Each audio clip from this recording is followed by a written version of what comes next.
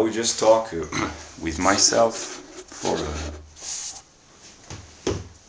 maximum 30 minutes. Here it's 7:37 a.m. Where I am.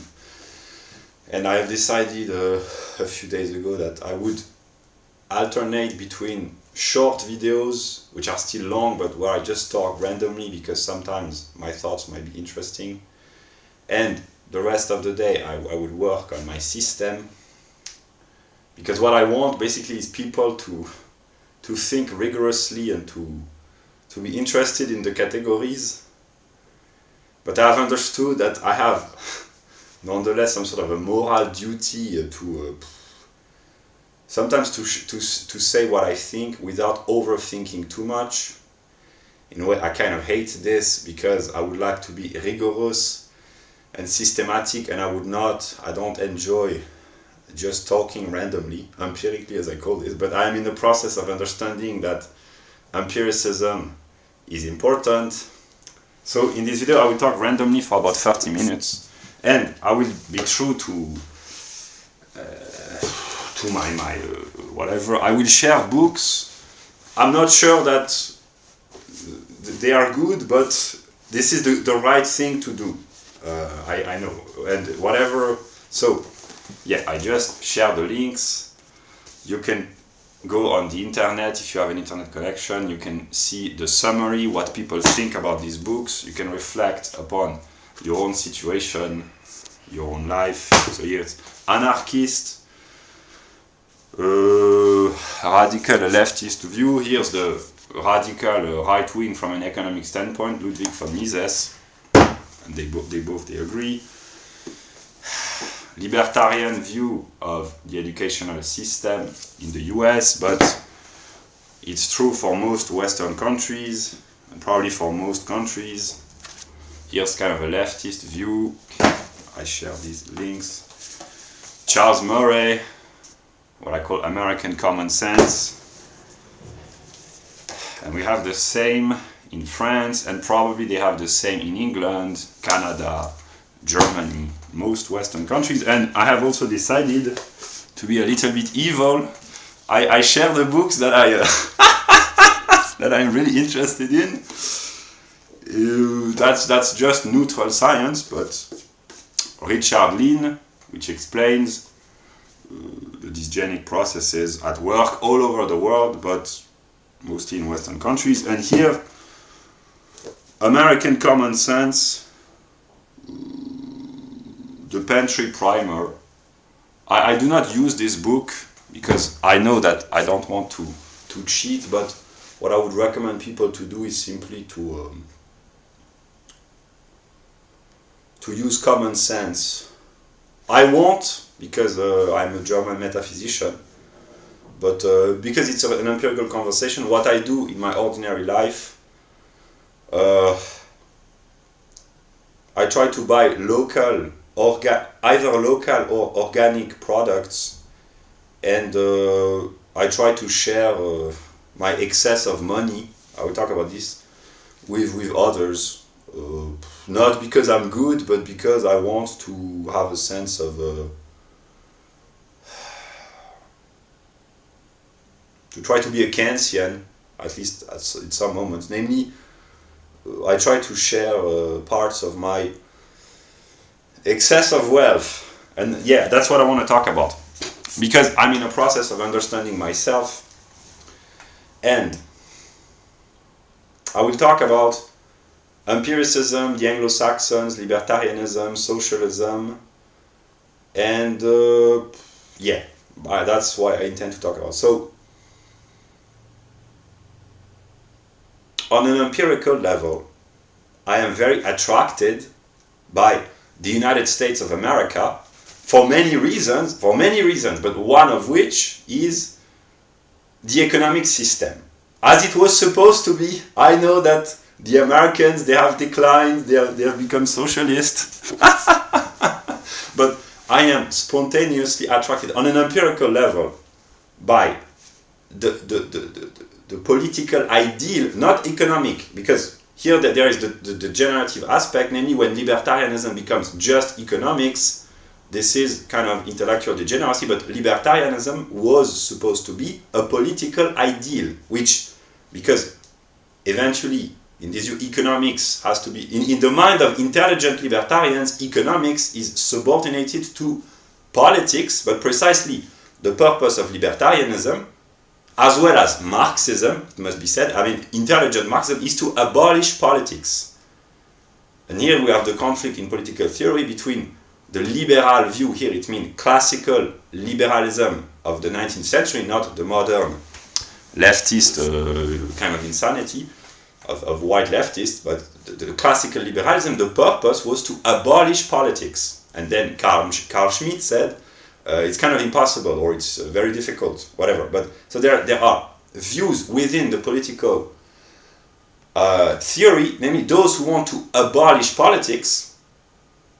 And a radical view is Marxism, who's the intelligent Marxist, the intelligent, not the schemers, the manipulators, but the intelligent. I mean, the schemers, they are intelligent as well, but the authentic, honest Marxist, their goal, when they are genuine and sincere in a good sense, they want to abolish politics because it's exhausting.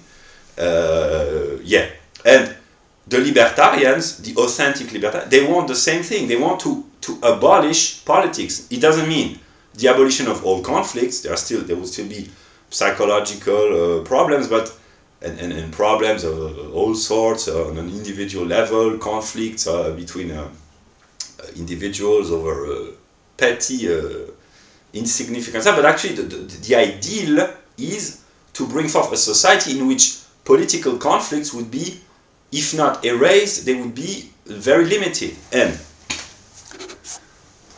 that's one of the reasons why I'm attracted on an empirical level. There are many others by the US, because I have in my view that if I am honest and good, the US, between the end of the Secession War and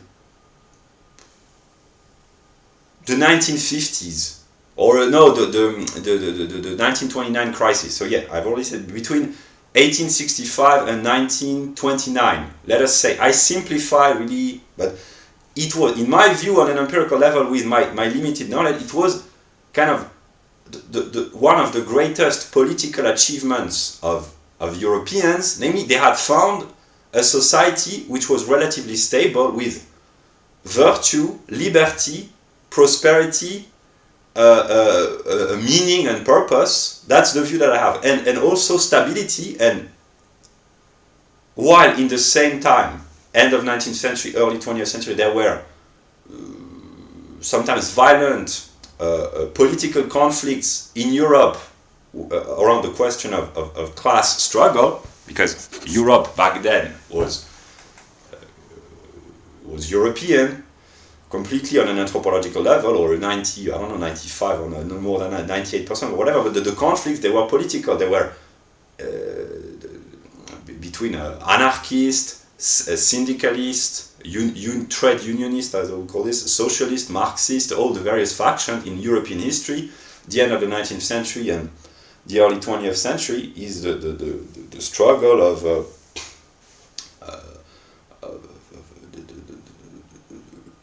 economic class struggle, and then factions of the right, they try to I mean, that's what they did, to say that the problem in their view was not economic but was ethnic, and their anger was aimed at the Jewish people in France, in Russia, in Germany, etc. And in the US, the view that on an empirical level that I have is that the United States, during the same period, they had political stability and all the political goods that might be wished, namely the proper balance between civic virtue, liberty, economic prosperity, and a sense of belonging and also of purpose. So yeah, all the goods, that's of course. Yeah, but then I know enough about history that this ideal was achieved. First, there were problems with Irish immigrants, Eastern European immigrants, etc., and also there were problems with Afro-Americans who were no longer slaves, but they were, especially in the southern states, they were in a position of dependence and not dependence, but economic dependence maybe, but segregation in a way. So that's the problem on a moral aspect from a white perspective. And then, of course, the natives in their reservation, they were second-class citizens, etc., etc. But from the perspective of a white person who cares about the interest of his people, the ideal of the US was kind of one of the greatest political achievements in European history. European here means anthropological Europeans. And the same could be said of Canada and Australia, etc. Namely, the view that here I speak as an ignorant European, not only anthropologically, but also kind of culturally. Namely, here I talk as a European, anthropologically and culturally, with my limitations, to Europeans overseas, namely whites living in Northern America or Australia or wherever. The view that I have of them is that basically the idea of leaving Europe in the 17th, 18th, or even 19th century was to leave aside the religious struggles of Europeans and the church and etc., and to establish, to liberate oneself from the oppressive aspect of, they are not just oppression, but the oppressive aspect of European history, and to establish free countries. That's the view that we tell ourselves. And in this sense, Canada and Australia and New Zealand, they are, from this perspective, namely from the perspective of a European who knows enough about European history, to say basically the mostly northwestern people, mostly Anglo-Saxon, who left Europe, they wanted to escape from the problems of Europeans, the infighting, etc. And they succeeded precisely because, from a strictly white, here white means European anthropology, from a strictly white perspective, countries like Canada, Australia and New Zealand, they have no history, which in a sense is a good sense. They have no history for whites. There is a history of conflict and oppression of the natives by, of course, the colonists in Australia, in New Zealand and Canada. We hear this, we hear about this every day.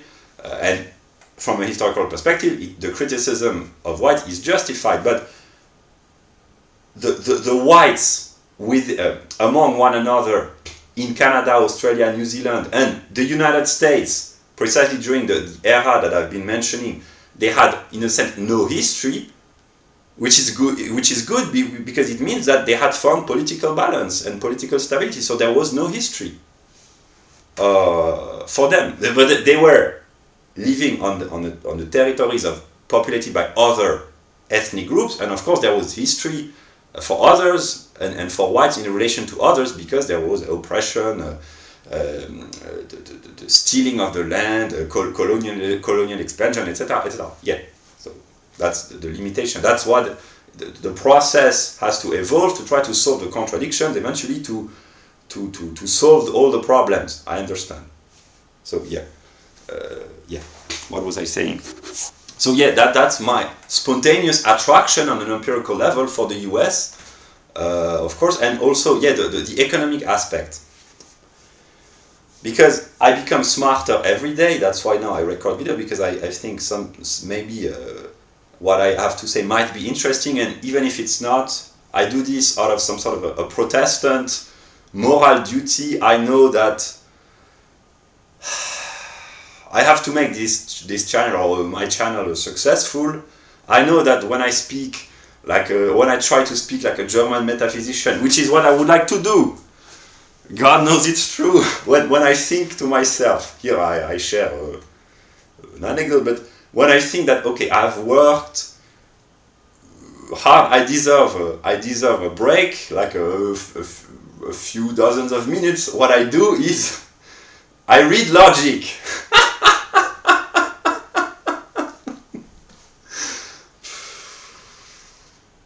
this is kind of the, maybe someday people will watch my video or hear about me and they will understand the kind of insanity. Here I'm in the mood to laugh, but basically what I would like to do, I mean, I won't be able to, and I'm okay with that, but I just would like to read good books without feeling the weight of all the world's problems. Like, if I say something wrong, will I cause some catastrophe somewhere? If I fail to say this, will it bring forth a disaster? If I have tried to work really like an insane person, more than 17 hours a day, but then I become really insane out of simply chemical reasons because my brain is not balanced because I lack sleep. So I have abandoned this, and I won't try to do this again, except really the circumstances are. But I grant myself the right to sleep at least 6 or 7 hours, and I'm okay with that decision because when I do not sleep enough, I become really insane, and it's really a negative for me and for others. And yeah, so sleep, the proper balance of sleep is good. Yeah, what was I saying? Yeah, reading about logic. Yeah, but yeah, that I share what I think because from an economic standpoint, I am attracted empirically. It's like with women. There's the empirical attraction, then there's the metaphysical understanding. I'm attracted by libertarianism, and I understand why. Because I live in a socialist country, and of course, my love for libertarianism, here's my intelligent metaphysical self, but it's a burden precisely because when I understand everything, I kind of suffer because I would like. It's not that I really suffer because sometimes I just would like to be able to say, I love you, not anyone, but precisely I love this aspect more than the other without having to feel guilty and without having to overthink that on a metaphysical level. Here, that's the truth. I know that one of the reasons why I love spontaneously libertarianism so much, not only, if I'm honest, there are other forms of political organization inspired by by Germans partly that I find also attractive. But here, no, I'm in a mood to be good. I am spontaneously attracted by libertarianism, and that's okay. That's good. Really, here, if I'm honest, that's good because it's universalist. Everyone can adopt libertarianism. It promotes peace, the non-aggression principle, prosperity, private ownership, freedom of speech. It's a Christian ideology in the good sense. Namely, the Christian God, the good God, wants humans to be free, etc., etc., and treated as individual, their individual self-worth. Every individual, as a thinking individual, is worthy in the eyes of God because, yeah, that's the Hegelian view, and it's partly true.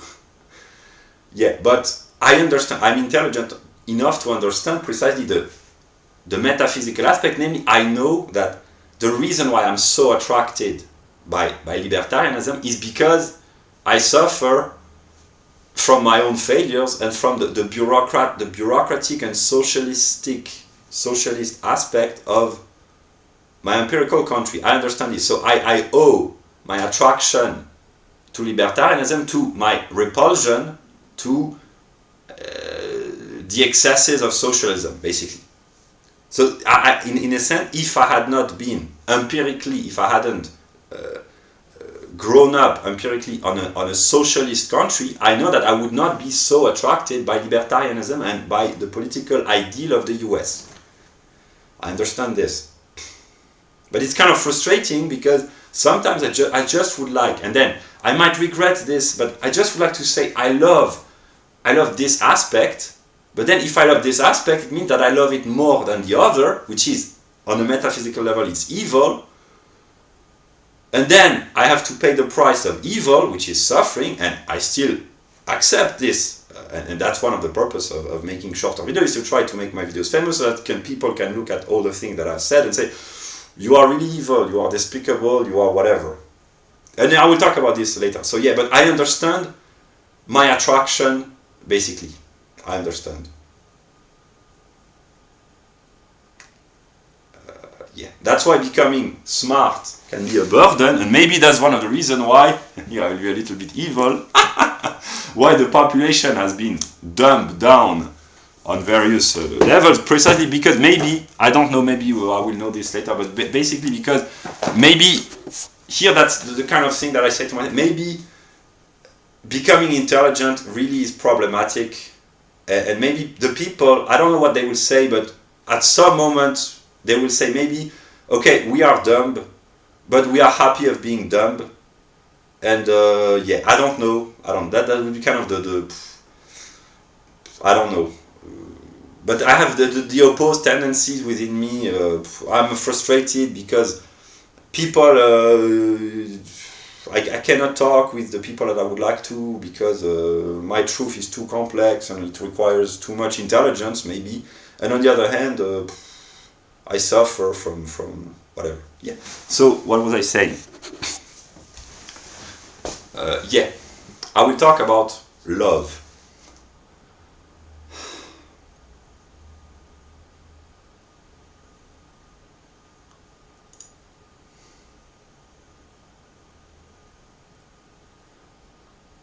Here it's really it's so simple that it's embarrassing. I suffer from a lack of love, like every human. But it's more complicated than that. I basically, on a psychological level, I would like to be loved, but here's my problem is that I don't want to be loved for who I am. I would like to be loved for what I achieve, and I experience myself as having not achieved anything in my life, anything good or significant, so I have a problem with the people who like me because I haven't achieved anything. I am frustrated here, and that's my insanity. I don't want God is making fun of me, I know, but I suffer genuinely because of course I would like to be accepted, but actually I don't want, because there are things which, here is my problem, there are things which are not acceptable, and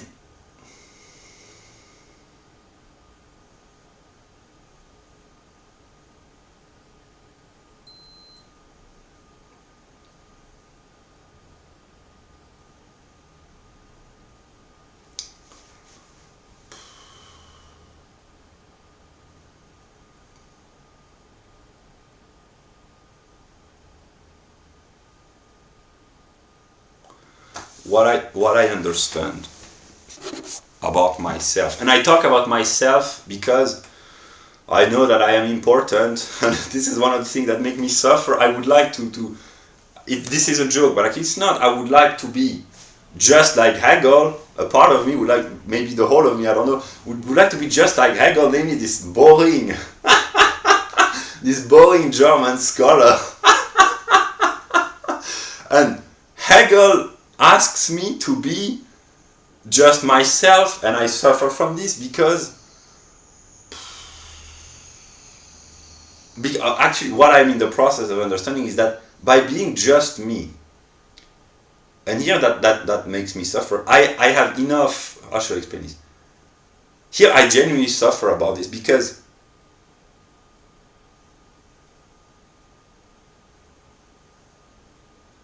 do I have the time? I will grant myself a few more minutes. There is what I call the epistemological evil.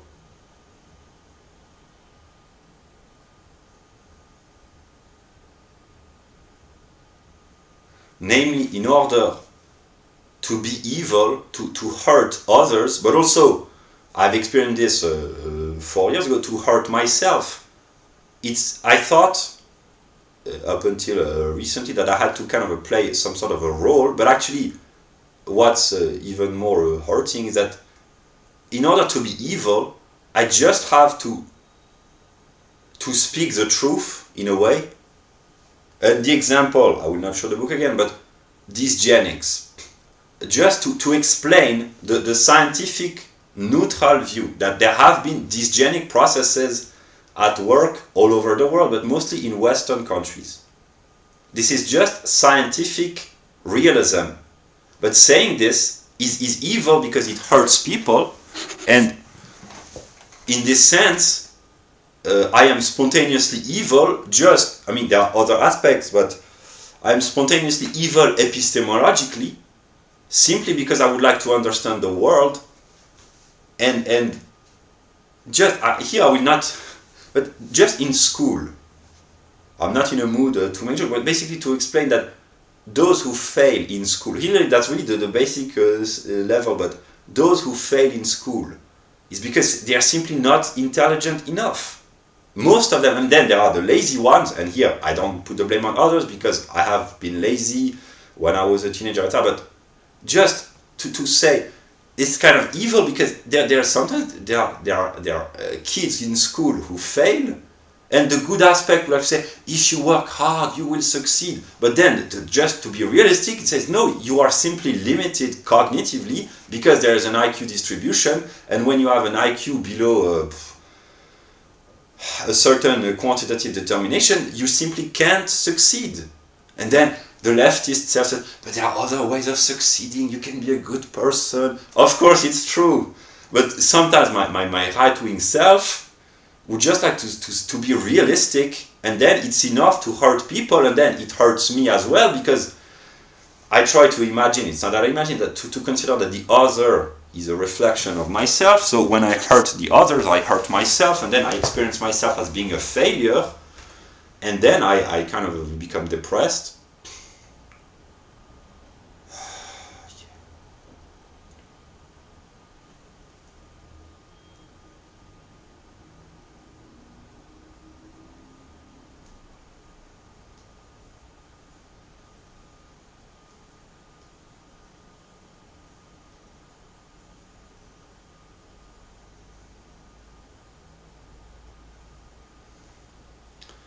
The way I understand myself, there's a conflict within my psyche between the father archetype, which is very demanding, and the mother archetype.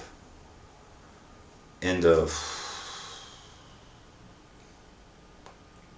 I would like to impress the father archetype by performing, achieving, by being virtuous, by being moral, by being brave, by taking risks, by being a man. But I set very high standards because I imagine that my father on a metaphysical level is Hegel. And here I suffer because this is really so dumb and so pathetic in a way. But I'm just trying to impress my metaphysical father. But then the requirements are so high that I suffer and I experience myself as being a failure. And then in these moments, I would like to be accepted in spite of my failures. But then there's the opposite tendency, which is, no, I don't want to be accepted. I want to be... Now we'll talk about the Anglo-Saxons. Precisely. The Anglo-Saxons. When I'm in an arrogant mood, maybe a little bit excessive, I kind of trash talk the Anglo-Saxons because they are not quite on the level of Germany. But the Anglo-Saxons, and here's my insanity, namely, I have never talked to an empirical Anglo-Saxon person, or maybe 5 minutes with English people, but for me the Anglo-Saxons, they come straight out of the mind of the Anglo-Saxon philosophers, scientists, etc. So I have built a world where, and here it's really, people will be able to laugh at me and to punish me for my arrogance, I anticipate. But here I will speak precisely empirically. Up until a few years ago, I was ashamed of myself intellectually because when I try to read English poetry on an empirical level, I do not understand everything. I reach my empirical limitations, namely I cannot read English poetry and appreciate fully because the vocabulary is too complex. I need a dictionary, and then it kind of ruins the the artistic enjoyment, because if you have to take a dictionary to check every word, every line of the poem or the play, it kind of ruins yeah. So I cannot, there are worst things, and I'm okay with that, but I cannot enjoy most of great English literature and poetry because it's too complex and it's not my native language. And in this sense, yeah, I can. Wordsworth, that's great, and I read enough of Shakespeare to be amazed by the genius. But I cannot, on an empirical level, I can't fully appreciate because I'm limited. And I felt this, and in a way, my arrogant self, maybe I still think of this as an embarrassment. And then I realized, but the English of England, they need what they call Shakespeare made easy, or Reader's Digest, or whatever, I don't know who to call this, for dummies or whatever. The English of England, they need their own works of art to be translated, to be dumbed down, to be simplified with modern vocabulary. And when I understood this, but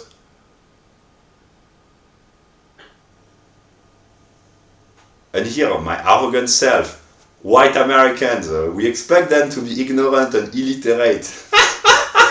That's a joke. But the English of England, they are Europeans. They have a culture.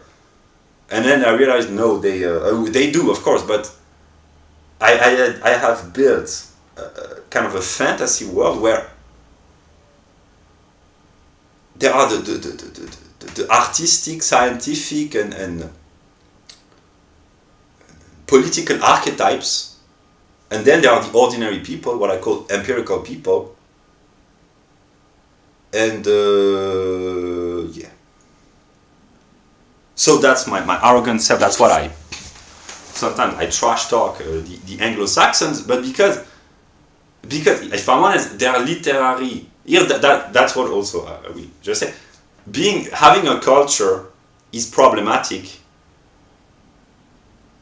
and that's why I am partly problematic. Is because I have a culture. I've realized this. I didn't think I had because I have not the formal training, but I have acquired a culture without consciously thinking about this, and this makes me kind of a problem because I'm not completely dumb. I've realized this. There's a French politician, Monsieur Zemmour, who is kind of maybe the only Frenchman, although he's of Jewish origin, but the only Frenchman in the French media who has a culture, and he's the most right-wing, not because he's evil, but simply because he has historical references and cultural standards. And this makes me kind of problematic, because here is again the problem of intelligence. I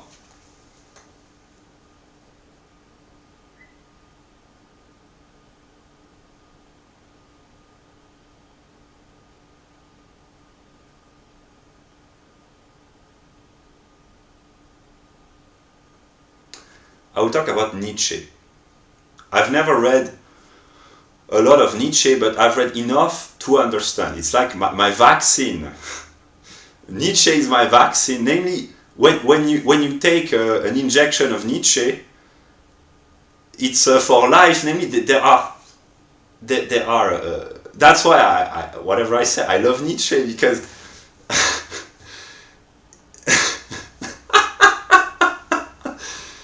Nietzsche, in the good sense, he kind of prevents me or anyone who to making basic errors. Although he talks about being attacked by ideas that we conquered a long time ago. But more seriously, Nietzsche is like a vaccine, because there is a before and an after. And the after having read Nietzsche or enough to understand, one is kind of have immunity against self-deception and against hypocrisy and against delusion. And yeah.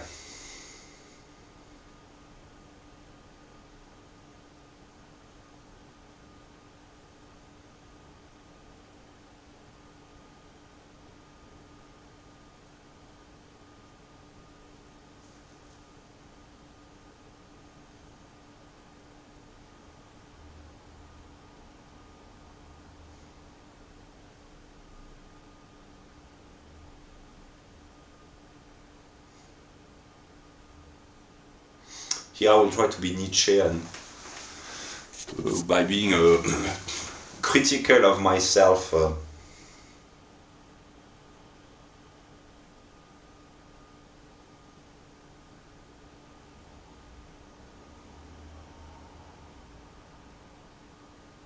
I will try to be Nietzschean against Hegel.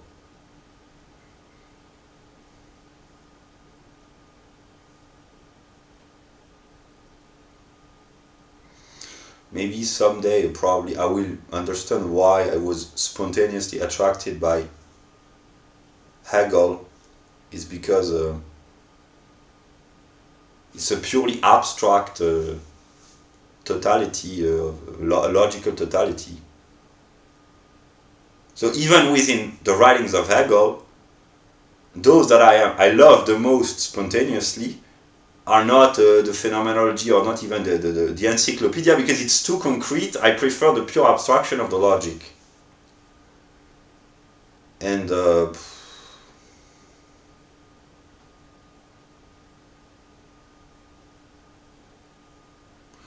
I've read enough of Nietzsche to understand that probably, it's not probably that I have a problem with the empirical world. And I've read enough about Hegel to understand that basically, at some level, my problems, they are psychological, psychiatric, and or psychoanalytical. And I find this embarrassing, because I thought of myself as being some sort of, when in my best moment, I'm some sort of a super metaphysical German, but actually I suffer from basic psychological problems. Relationship with the father, relationship with the mother, relationship with the girlfriend or the wife.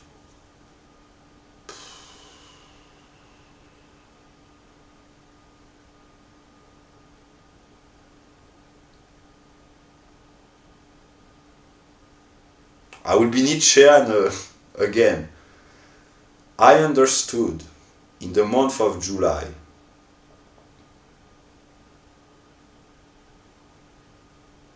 and I find this embarrassing, that basically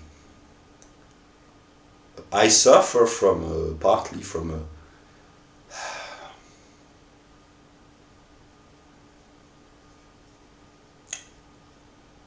libido, as they call this, a sex drive. But here's my problem, is that on an empirical level, I don't really like sex. And I know why, partly because I'm not very good. But there are other aspects. I find this, here's my insane right-wing self, maybe that's it. Or I find it on an empirical level that it's partly degrading. I really do think it's really kind of partly degrading. But I cannot deny that I have a libido, namely a sex drive, not to have sex, because I find this kind of degrading, but to I will be Nietzschean, because this is what I think. This is connected to my last video about women. There are women, intelligent, funny, charismatic. I know who they are, basically Stella, Caroline, and Scarlett. I've already made video. There is an impulse in me to I just want to please the women. I mean, not physically, metaphysically, by my ideas, not physically. I probably I couldn't. They would be very disappointed.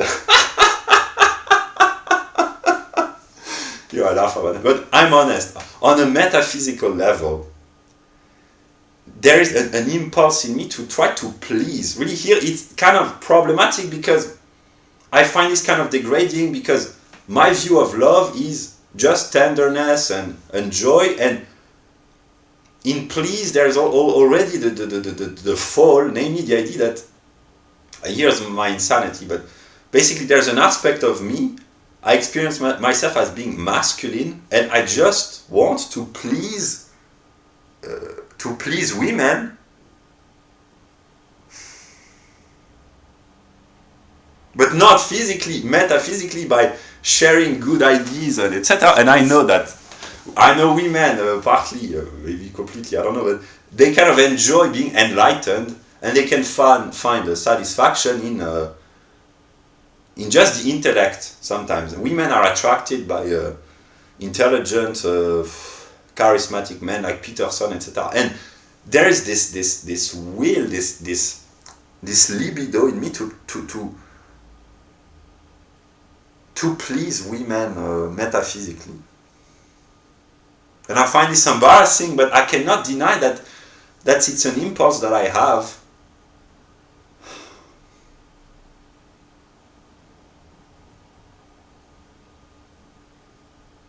And here I will be honest, the women that I am genuinely attracted to, they are just modernized version of my teenage sweetheart. It's simply that they are just more, I have grown, it was 14 years ago, now they are slightly older, but these are women between 25 and 35, or yeah. So, but this is the same archetype, basically.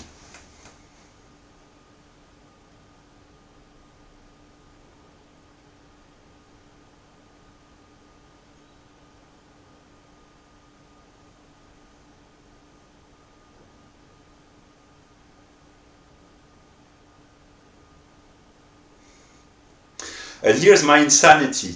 I don't fully understand, but basically, I cannot deny that I experience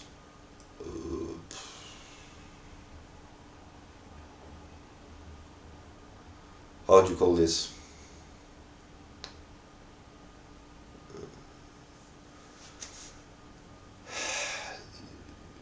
Sexual satisfaction, simply like every human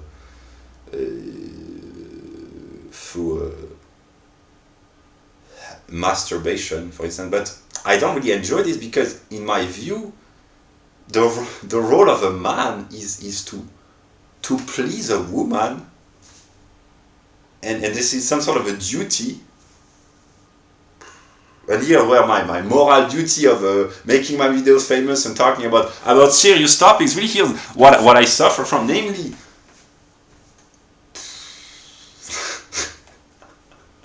sex is an embarrassment, that's what I think, because what I really would like to do is science, politics, knowledge, but also I cannot deny that I have this libido, this sex drive, but maybe here's that psychoanalysis that someone will explain that maybe I don't know, I'm frustrated and I try to transcend my frustration in a abstract metaphysical system. That would be embarrassing, and if this has to be used to defeat my negative self, well, I don't know. But that's kind of hurtful to just think that I don't know. But now let us talk seriously about the Anglo-Saxon. So yeah, I have a tendency to trash talk a little bit the Anglo-Saxon, but I've just watched a conference by Mr. Hitchens yesterday, briefly, that basically, here we talk about God. If I were a God, and at some level I am, honestly, if I were strong enough to carry the contradiction and the negativity that I have to endure, I would want people to criticize me. That's why, in a sense, I love the Anglo-Saxons, There are various levels. Sometimes I'm arrogant and I look down on them and your empiricism, it's not worth my metaphysics. No, here, this is the insanity. I have the German self who looks down on the Anglo-Saxons, but then when I'm more honest, or maybe maybe when I'm becoming a little bit more decadent, or have a little more common sense, I don't know yet. But sometimes I just love the Anglo-Saxons seriously because their spirit of honesty, of investigation, their rigor. Here I'm not in a mood to laugh. I've read partly books by Anglo-Saxon scientists, and they are typical. Here, this is not a joke. There are books that can be immediately recognized as being typically Anglo-Saxon. The statistics, the data, the order, etc. And it's kind of dull and boring because these are just quantitative data, etc. That's the negative aspect, but actually it's the positive aspect that it's very rigorous. It cannot be denied, and the intellectual legacy of England, Scotland, and the US, and all the Anglo-Saxon countries, it cannot be denied. In terms of the intelligence and the rigor of the physicist, the anthropologist, the sociobiologist, the economist, etc. There are really the negative aspect, and here I'm talking to myself because there are very few people who can understand this actually. Someone like Gary Baker, this is what I call kind of intellectual degeneracy in the sense that he is very smart, etc. But it's Anglo-Saxon empiricism or gone insane. There has to be the proper balance, and this is the negative aspect of libertarianism, namely when the libertarian mind focuses strictly on economics, they develop the neoclassics. Probably they develop very mathematically rigorous, very abstract systems. But this is kind of insanity because they completely miss the point. So here it's being empirical and down to earth, which is the good aspect of what I call the Anglo-Saxon mind or American common sense. But then when sometimes empiricism can turn against itself, and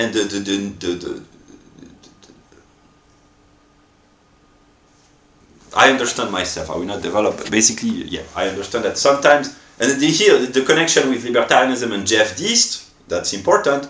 I've watched videos about Jeff Deist. If I have the opportunity, I will make a serious video. But Jeff Deist, typically, here I keep getting smarter because I'm more humble, because I used to look down precisely on someone like Jeff Deist as being the typical American. He cares about business and money, he has no culture, etc. But actually, I am becoming wiser in the good sense every day, namely that Jeff Deist, he's really smart, and precisely because he's not just an economic libertarian, he has a political view, and he's really smart. And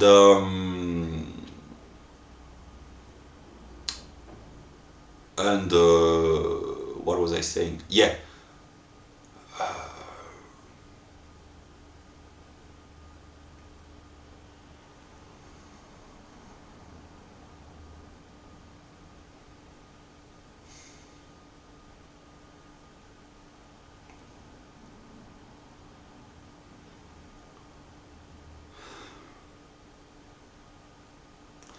I'm in a process. I have been over the past few weeks and months, but that actually I really kind of lost myself on an empirical level, as opposed to my metaphysical consciousness. I lost myself in abstractions and in books, and that's why the negative strengthens me in a way, because when I talk here, I have lost myself, but actually not completely, because, yeah, but in really the pure abstractions,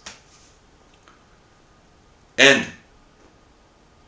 I have a cognitive dissonance with ordinary people, because my view, my intellectual understanding is so far removed from ordinary consciousness, and that's why the more I talk with ordinary people,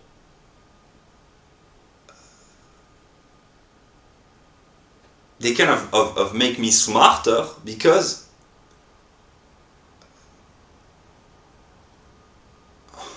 because sometimes just common sense is wise in a way.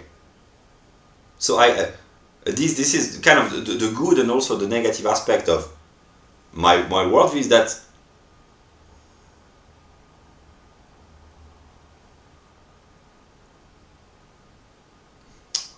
I know what I'm trying to express, but I'm trying to find a proper word. The most abstract, complex system of thought has nonetheless to include sometimes really basic common sense. And here I will make a joke, but there's this arrogant aspect in the German, in the Hegelian psyche, not all Germans, typical of Hegel, to look down on the empirical world and say it's not rigorous enough, it's not serious enough. No, not seriously. To look down on ordinary reality and to elevate one, and it's not. I said it's Hegelian and German, but there was already the case with Plato. So it's I think it's philosophical, namely the view that the philosopher Plato and the German metaphysicians and the Greek and the Germans, basically, which are the real philosophers. Heidegger knew this. There are two peoples who made real philosophy: the Greeks and the Germans. A little bit of Spinoza, and the rest, the French, that's not real philosophy. The English, that's not real philosophy, and the others, they don't even have a philosophical tradition. Here's my arrogant self. No, but no, seriously, this is true that the Greeks, the ancient Greeks and the Germans, they really are speculative peoples in a historical perspective, and there's this kind of what is considered to be arrogance. It was already the case in ancient Greece, namely the view of the philosopher being completely disconnected from ordinary reality, which is partly true, but what I'm in the process of understanding is that ordinary common sense, when it is properly understood and mediated through the abstract conceptual understanding, it's validated in a sense that I'm intelligent enough to know that people with low IQ, no education, etc., they are not dumb because they know how to handle their life. They are adapted to their environment in the Darwinian language. So to look down on them, I try not to do this, because whenever I blame others, I am honest, I don't know, intelligent enough to focus my frustration onto intelligent people, namely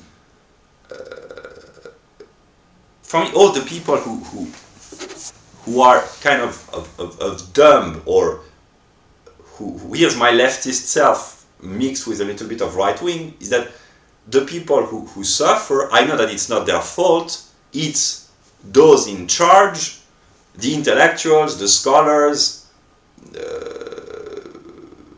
and here I'm even intelligent enough to know that politics is partly derived from metaphysics, and in a sense, even the politicians, no matter how powerful they might be, I don't really, if I do, I'm being dishonest, but I don't really blame them, because I know that they are stupid.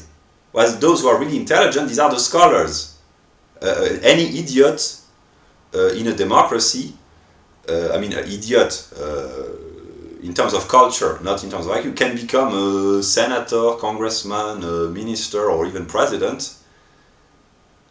But in order to become a scholar, a PhD, university teacher, that one really has to be kind of intelligent. So I understand what actually very few people understand, namely the connection between the intellect and the ordinary reality. And I'm intelligent enough to understand that the people on the level of ordinary reality, they do not understand the connection, and I cannot resent them if they complain, and if I do, I'm being dishonest, precisely because I know that they have lacked the education or simply the cognitive ability to understand. So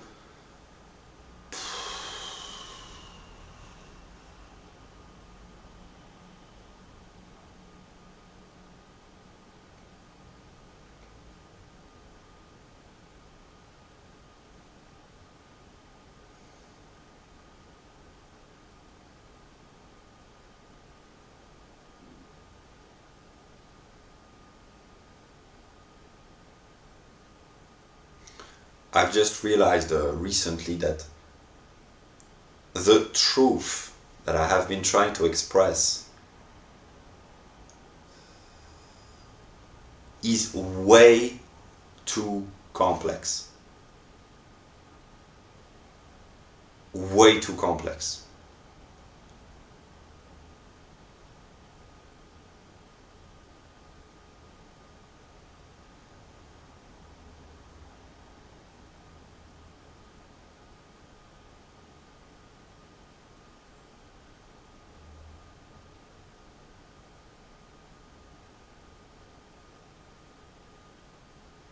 That's why, on an intellectual level, I will not cease to struggle as long as I have the intellectual or material or cognitive or whatever resources. Namely, for me to struggle means to try to order my system and to incorporate data and etc. and eventually to think more and more clearly and more rigorously, which I am not doing in this video, but the rest of the day mostly, and to order etc. So I will not give up the intellectual struggle, but I've understood that it's way too difficult actually, and God knows that on an empirical level, I am way. In this sense, people can make fun of me, and I deserve this probably.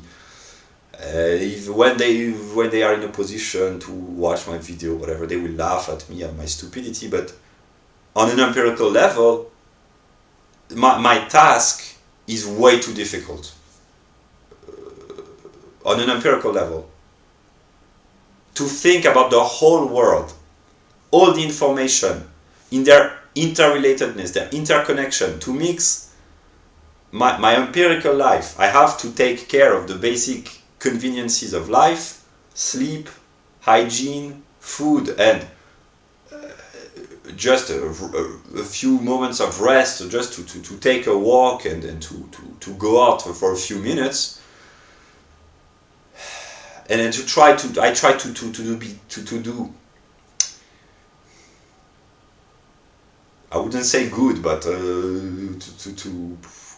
I need to balance my sense of self-worth on an empirical level, just to keep being but to balance all the aspects of my empirical life plus all the world's problems.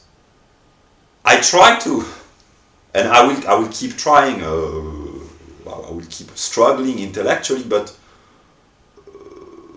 in a way I have to lose. But that's what I want. I want to lose because I know that I am the negative, but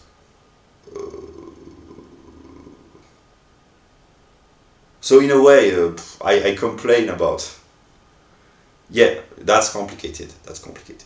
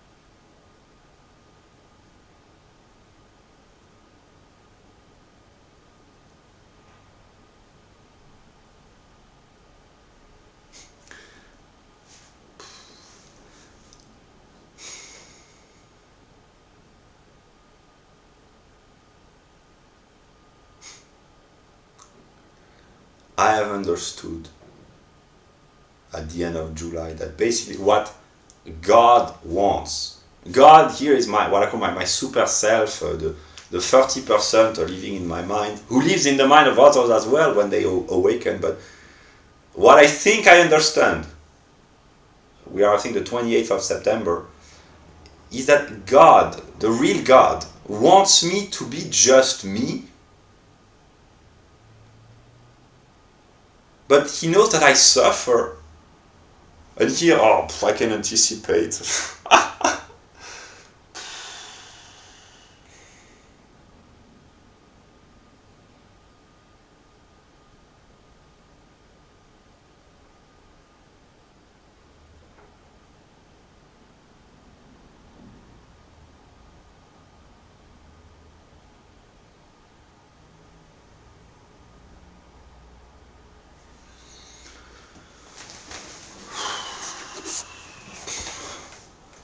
that's how I envision things. He wants me to confess that I'm human, all too human, and that's enough to be evil. And maybe to be good. That's the problem.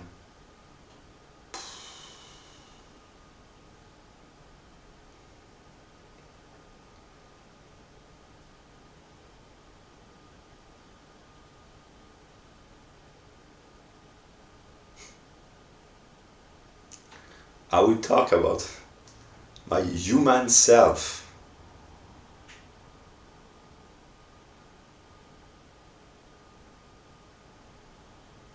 I suffer because officially I am 30 years old and I have been an economic parasite for most of my life. I have exploited people of my family because I have never had an income. I have exploited the state because I have received pensions for being out of work. So I know myself to be an economic parasite. And I would like to abolish myself, this aspect of myself, because I know that this is wrong. Yeah. That's connected with what I said at the beginning. I am attracted by libertarianism because I know myself to be a... That's where I suffer because that's my problem anyway, or whatever. But so I suffer from having been an economic parasite, of being immature on a here is connected with the common sense. I am unable, as of now, to run my life, the ordinary conveniences, and this is really embarrassing because yeah, and this, when I think about this, I think this as, it really hurts my pride, but I am the negative, so I deserve to be hurt. But basically, then I become angry against who? Against myself, but actually against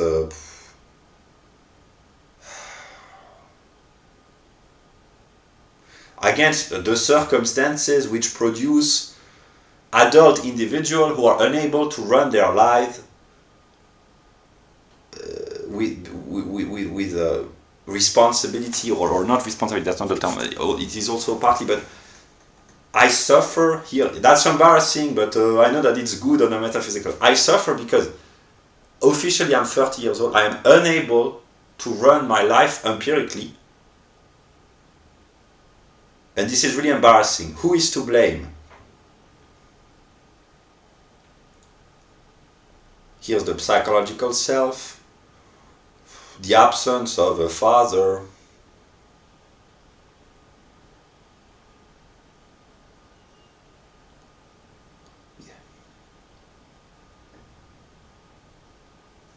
Whatever. So yeah, and second, what did I want to say? So yeah, so that's the first. I have to just first to confess that I suffer from my economic parasitism, and then another embarrassing aspect that I understood in July. Basically, here it's kind of embarrassing, but I suffer from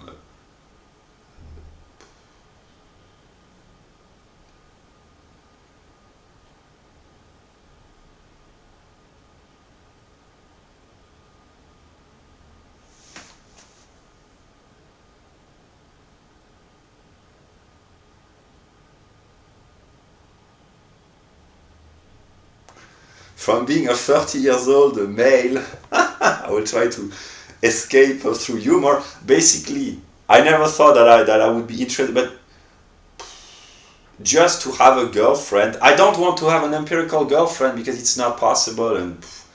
But basically, there's my metaphysical self would like to have a metaphysical girlfriend that I identify with Stella, but then I became a little bit insane because there is only one feminine principle, but whatever.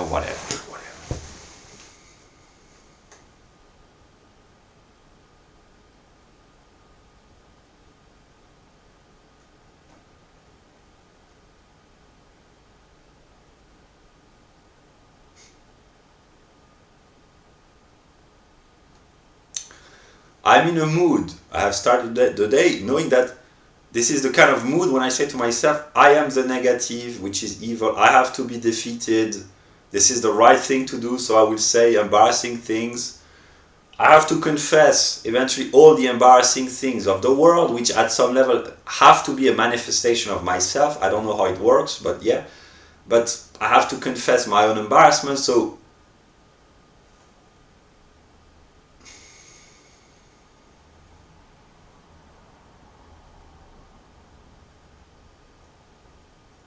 yeah. But then, here I'm in a mood to be honest and try to be moral, etc. But there comes the moment when I say to myself, okay, I kind of enjoy imagining people laughing at me, making fun of me. I have to be humiliated because I am evil and I have to pay the price for all the... But there's also a sense of pride, which I do not consider evil, namely a sense of self-worth. Sometimes I say to myself, but I'm not completely worthless either. And then this is when I become a little bit more serious. Sometimes it's excessive, but there are moments when I'm willing to laugh at myself because I'm partly laughable and partly grotesque. I knew this already 4 years ago, so there's this aspect. But then, when I become sometimes a little bit more serious, I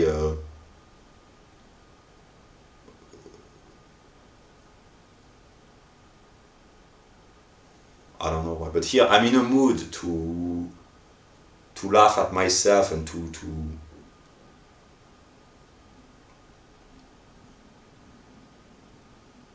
to embarrass myself, because I know on a metaphysical level that I deserve this, but then there's then again I have to confess that I am partly human.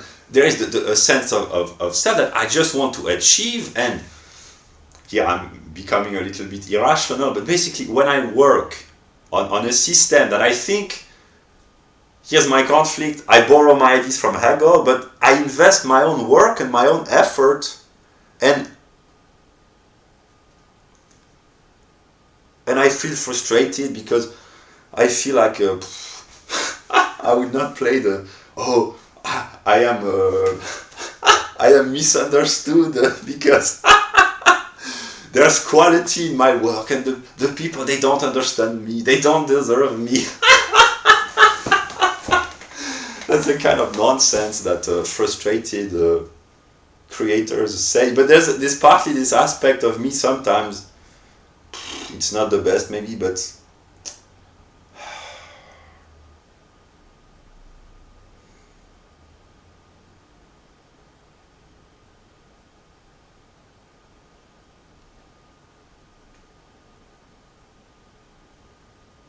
I will conclude now because it's been long on trying seriously to say what I think.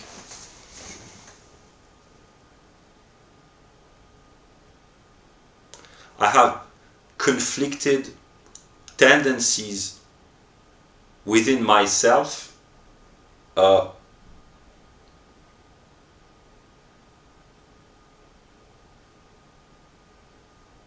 within my good self.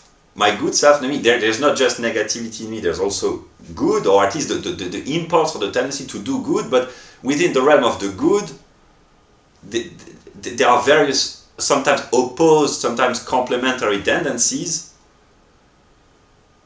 I would like, here's the lowest of the good, maybe it's not even good, but I would like to please, like genuinely, like a man should please a woman.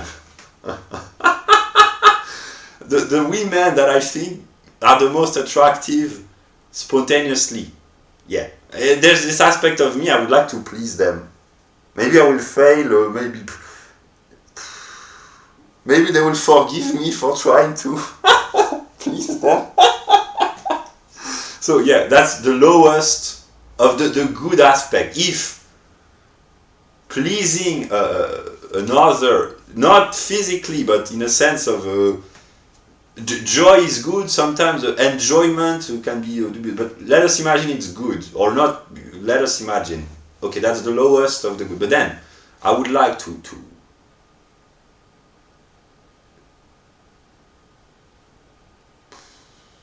bring joy to others, to all others, but then I also, here's my conflict. I would like to bring joy to all others, or to most of, all others, but by trying at the same time to bring a sense of self-worth to those that I consider my own people. It vaguely, sometimes it's white, sometimes it's European, sometimes it's Germans. They partly coincide, but they are partly different nonetheless. There are various degrees. It can be quantitatively determined. So yeah, and so this is another aspect. So pleasing the attractive women, pleasing everyone in a sense of joy, etc. Giving a sense of self-worth to those that I love the most, but with whom I'm most passionate as well, namely. Basically, there's an aspect of me I would like to awaken the Anglo-Saxons, just that they realize that they have a great culture, and I'm kind of frustrated when I think of the Anglo-Saxons as being stupid and decadent, which they partly are, because when you compare the standards with their current self, I'm partly frustrated, basically. So yeah, that's one of the aspects. And finally,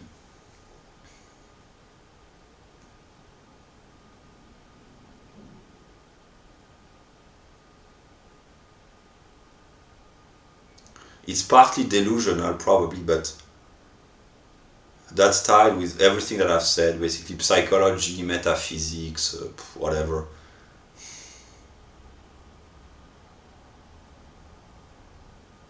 I imagine Hegel, the boring German metaphysician with his kind of sinister face. No, but I still imagine that somewhere the Hegel, the empirical Hegel, which kind of dubious, but I am trying to impress Hegel. Not here in this video, I'm not trying to impress him intellectually, but morally, in a way.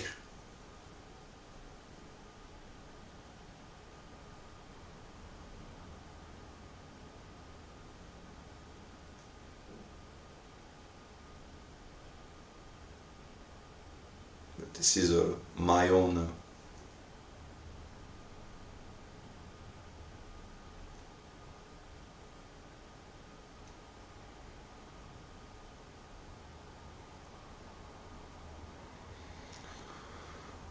So I conclude by saying it's been more than almost 1 hour and 30.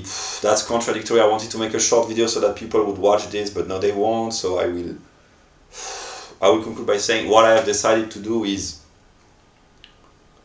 there are too many contradictions within myself, within the world. I cannot try to anticipate, to think what people will think, how they will react, because I have tried to do this for many months.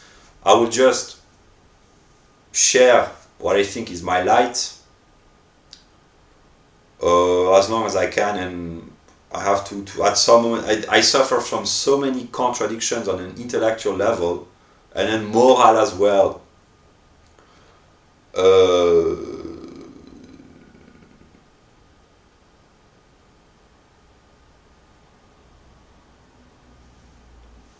I will be stubborn in the good sense. I know that an excess of stubbornness is what Einstein called insanity, but a lack of stubbornness is a lack of will sometimes. So I will be stubborn by focusing on my system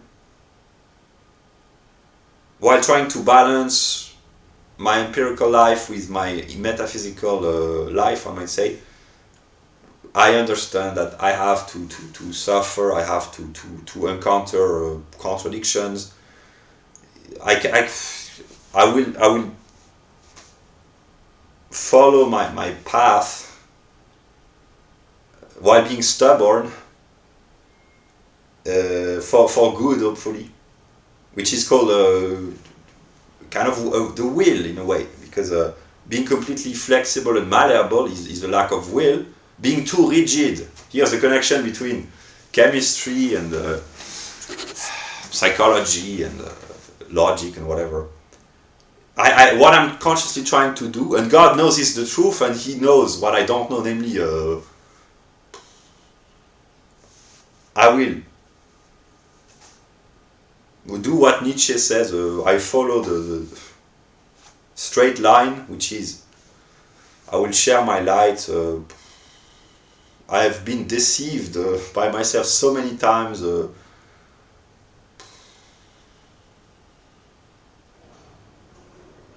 I will just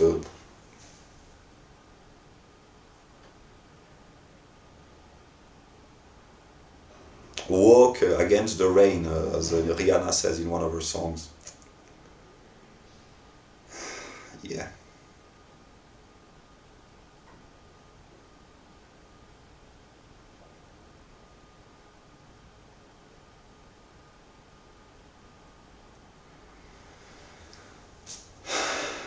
Yeah.